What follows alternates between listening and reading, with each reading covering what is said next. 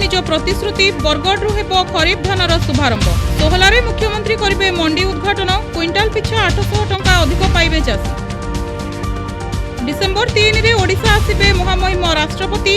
4 रे पुरी जाई महाप्रभु को करिवे दर्शन। 5 तारिख रे ओयूटी रे 40तम समावर्तन रे रहिबे उपस्थित। 6 और 7 तारिख समय बिताइबे मयूरभंज रे।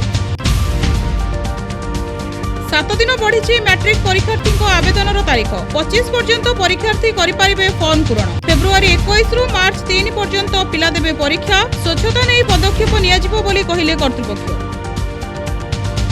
35 वर्षर चाकरी रे 25 कोटी कलाधन। जेल जिबे सुना लोभी सुभाष। गिरफ पर रिमांड रे नहीं खोलताड़ करिबो विजिलेंस। सेपटे उपजिलापाल नारायण नायक हेले गिरफ।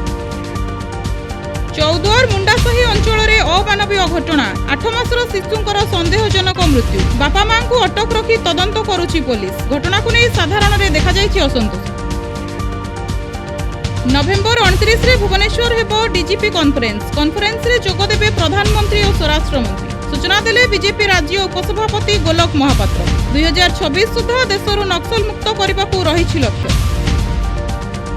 15 डिग्री तले रही 16 सहरर ठंडा। कोरापुटर सिमिलीगुड़ा तापमात्रा 9.1 थिबा बेले कटक और भुवनेश्वर तापमात्रा 16 डिग्री। आगक आहुरी बढ़िबो ठंडा बोली कहिछि पाणीपाग विभाग।